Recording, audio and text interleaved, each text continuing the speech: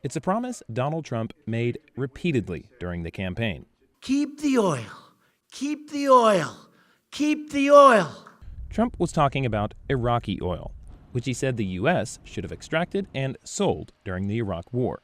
In the old days, when we won a war, to the victor belonged the spoils. Sarah Margon with Human Rights Watch says comments like that raise questions about how Trump will handle human rights overseas. We have great concern that this is going to be an administration that either doesn't engage in them and isn't interested in them or instrumentalizes them to get what they want in other arenas. Margon points to Trump's willingness to work with autocratic leaders, such as Russia's Vladimir Putin, Egypt's Abdel Fattah al-Sisi, or Syria's Bashar al-Assad.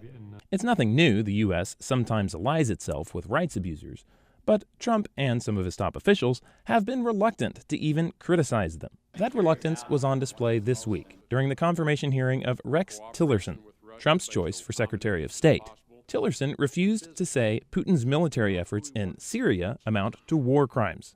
When asked, he wouldn't condemn Philippines leader Rodrigo Duterte, whose war on drugs has left thousands dead. Tillerson defended his stance as pragmatic.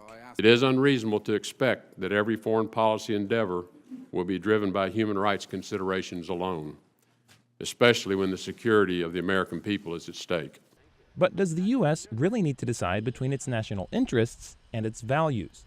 Leslie Venjamuri, who spoke to VOA via Skype, says no. You could argue it's very much in the United States' national interests to embrace human rights, right? Because in the long run, and even in the short run, this makes it easier to build alliances and partnerships with the kinds of states that America needs to work with to be effective in the world. As Trump prepares to take office, one thing is clear. He won't be the first nor the last U.S. president to balance national security needs with human rights considerations. Bill Gallo, VOA News, Washington.